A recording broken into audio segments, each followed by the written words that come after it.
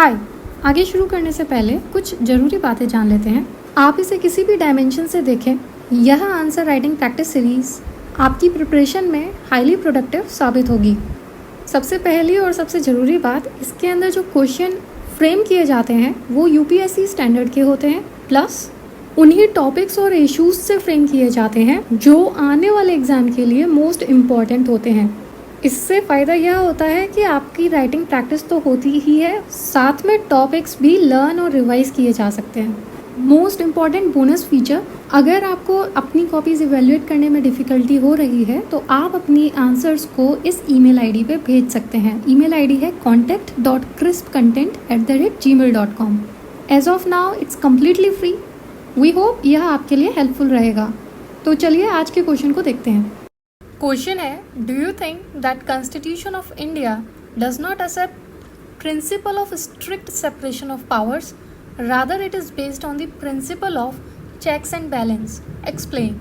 यह क्वेश्चन 2019 के mains exam के अंदर, मतलब लास्ट ईयर ही, जीएस पेपर 2 के अंदर आया था। देखते ही काफ़ी कॉम्प्लिकेटेड दिखता है, और सोचिए जब आप एग्जाम के अंदर होंगे टाइम की लिमिटेशन के साथ, तो इस तरह के क्वेश्चन ज़्यादा स्ट्रेस दे देते हैं। इसलिए हमें सबसे पहले क्वेश्चन के कंटेक्स्ट को समझना चाहिए। इस कॉम्प्लिकेटेड स्ट्रक्चर जो एक क्वेश्चन का बन रहा है, इसे ईजी बनाने के लिए हम कुछ पार्ट्स में इसको समझते हैं। क्वेश्चन के अंदर 2 बेसिक कंसेप्ट दिखाई पड़ रहे हैं। पहला है सेपरेशन ऑफ पावर्स और दूसरा है principle of checks and balance. साफ बात है कि आपको इन दोनों कंसेप्ट के बारे में पता होना चाहिए, तभी आप क्वेश्चन की जो मेन डिमांड है डू यू थिंक वाली, जिसमें आपसे पूछा जा रहा है कि ऐसा कहना सही है या नहीं कि इंडिया के अंदर जो principal of strict separation of power है वह ना होकर चेक्स एंड बैलेंस वाला प्रिंसिपल है। फिर जो भी आपकी ओपिनियन होगी उसे एक्चुअल डेटा से सपोर्ट करते हुए हम एक्सप्लेन करेंगे। तो अब आपको इस क्वेश्चन का कंटेक्स्ट समझ में आ रहा होगा, और नहीं आ रहा होगा तो वो बेसिकली इसमें दिए गए कंसेप्ट्स की अंडरस्टैंडिंग कम होने के कारण नहीं आ रहा होगा। थोड़ा सा और पेशेंस, और फिर उसके बाद आपको सारी चीज़ें क्लियर हो जाएंगी। अपने नेक्स्ट स्टेप की तरफ बढ़ते हुए हम कंटेंट को ढूंढेंगे और हमें पता चलेगा कि हमारे जो तीनों ऑर्गन्स हैं, लेजिस्लेटिव, एग्जीक्यूटिव और जुडिशरी, उन तीनों के पास कुछ ना कुछ पावर है, और ये पावर उनसे एक्सक्लूसिव है। मतलब सिर्फ वही उन पावर का यूज कर सकते हैं, जो कि बेसिकली इस कंसेप्ट को कहेंगे सेपरेशन ऑफ पावर। पर ध्यान रखने वाली बात यह है कि यह ऐसा कॉन्स्टिट्यूशन के अंदर मेंशन नहीं किया है। अब कंटेंट, हम थोड़ा चेक्स एंड बैलेंसेस के बारे में सोचेंगे। इन तीनों ऑर्गन्स के पास एक दूसरे की पावर पर लगाम लगाने के लिए चेक्स एंड बैलेंस का सिस्टम है। तो इस तरह हम नतीजे पे पहुंच सकते हैं कि हमारा जो कॉन्स्टिट्यूशन ऑफ इंडिया है उसके अंदर स्ट्रिक्ट सेपरेशन ऑफ पावर नहीं है, बल्कि एक फाइन लाइन बना दी है जिससे उनके ऊपर चेक रखा जाए कि वो अपनी पावर का एक्सेस में उपयोग ना करे, ना ही अब्यूज करे अपनी पावर्स का। आंसर को और इम्प्रेसिव बनाने के लिए कुछ कीवर्ड्स हम सोचेंगे। आर्टिकल 50, आर्टिकल 121, आर्टिकल 211, जो भी हमें ध्यान आएंगे। अब हम अपने थर्ड स्टेप पर आते हैं, जो इस रॉ इन्फॉर्मेशन को आंसर के फॉर्म में प्रेजेंट कर सके। जैसे कि किसी भी आंसर के 3 बेसिक कंपोनेंट होते ही हैं। पहला इंट्रोडक्शन, दूसरा बॉडी और तीसरा कंक्लूजन। इंट्रोडक्शन के अंदर हम क्वेश्चन की जो मेन डिमांड है उसे ही डायरेक्टली एड्रेस करेंगे और आने वाले आंसर का ओवरव्यू दे सकते हैं। फिर बॉडी के अंदर हम सेपरेशन ऑफ पावर और चेक्स एंड बैलेंसेस के बारे में बताएंगे। फाइनली कंक्लूजन दे देंगे।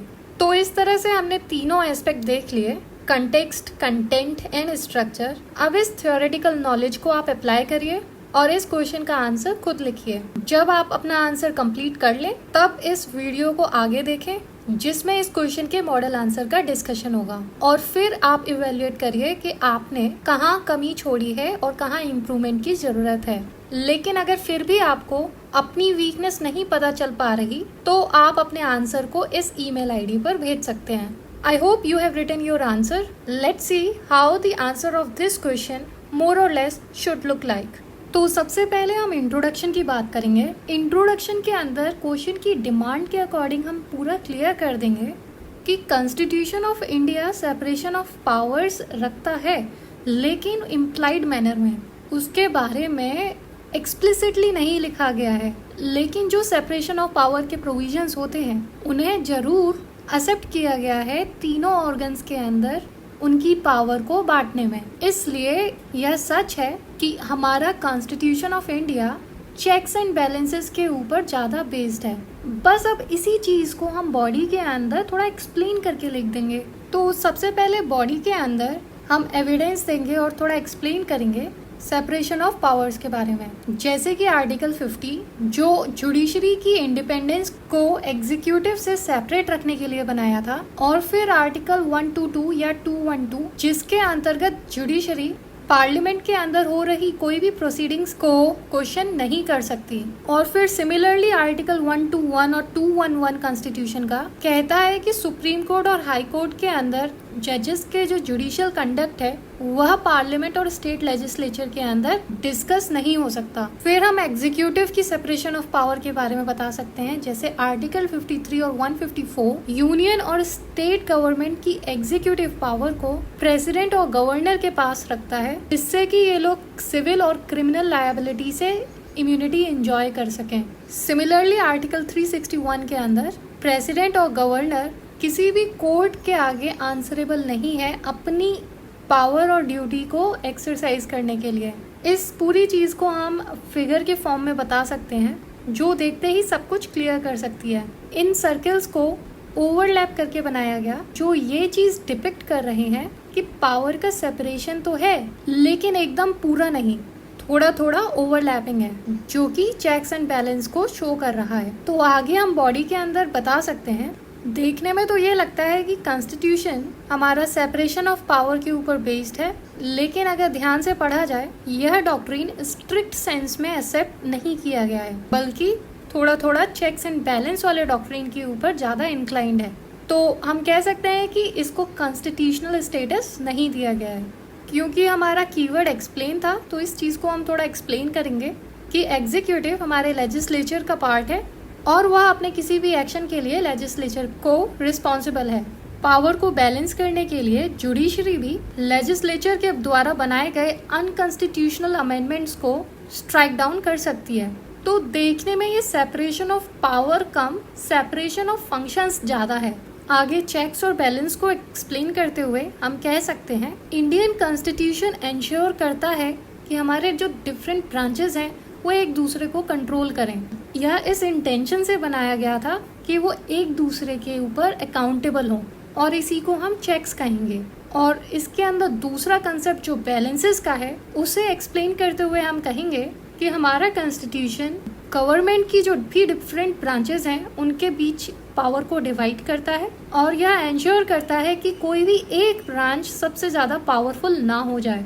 It ensures the power is shared and not concentrated in one branch, और इस तरह से इसे बैलेंस कहा जा सकता है। फाइनली हम कंक्लूजन दे सकते हैं, कॉन्स्टिट्यूशनल प्रोविजन के अंदर ही एविडेंट है इंडिया एक पार्लियामेंट्री डेमोक्रेसी होने के बावजूद पावर के एब्सोल्यूट सेपरेशन में बिलीव नहीं करता, बल्कि पावर के फ्यूजन में बिलीव करता है, जिसके अंदर जो भी प्रिंसिपल ऑर्गन है उनके बीच क्लोज कोऑर्डिनेशन बना रहे। हालांकि देखने में तो यह सिस्टम वीक लगेगा क्योंकि पावर का यहाँ पे डाइल्यूशन हो रहा है, पर इस तरह का सिस्टम जरूरी है जिससे कि सभी ऑर्गन्स की गवर्नेंस जस्ट, फेयर और इक्विटेबल रहे, और इस तरह से हमारा ये आंसर कंप्लीट होता है। फाइनली बात करते हैं कि ऐसा कौन सा एक्स फैक्टर होता है ऐसे कैंडिडेट के बीच जिसकी नॉलेज टॉपर की नॉलेज के इक्वली होती है, पर फिर भी उसे टॉपर से कम मार्क्स मिलते हैं। ऑलमोस्ट किसी भी टॉपर की कॉपी अगर आप उठाएंगे तो उसके अंदर कुछ चीज़ें कॉमन दिखाई पड़ेंगी। पहला, जितना भी पॉसिबल हो उतना ये पॉइंट में बनाकर आंसर देते हैं, कीवर्ड्स के नीचे अंडरलाइन करते हैं जिससे कि एग्जामिनर की अटेंशन डायरेक्टली उन कीवर्ड्स पे जाए। तीसरा, आंसर के अंदर विजिबिलिटी बनी रहे उसके लिए शॉर्ट पैराग्राफ्स बनाते हैं 5 to 6 लाइन्स के। डिपेंड्स ऑन इंडिविजुअल हैंडराइटिंग, जितना पॉसिबल हो वहाँ पे फ्लो चार्ट्स, डायग्राम, मैप लगाने की कोशिश करते हैं, और इस तरह से एक एक्स फैक्टर आंसर के अंदर आ जाता है और उनकी कॉपी दूसरों की कॉपी से अलग दिखाई पड़ती है। आप भी इन बातों का ध्यान रखिए, डेली आंसर राइटिंग करते रहिए जिससे कि ये सारी चीज़ें आपकी आदत में आ जाए। इतना ही इस वीडियो में। Keep writing, all the best, see you in the next video.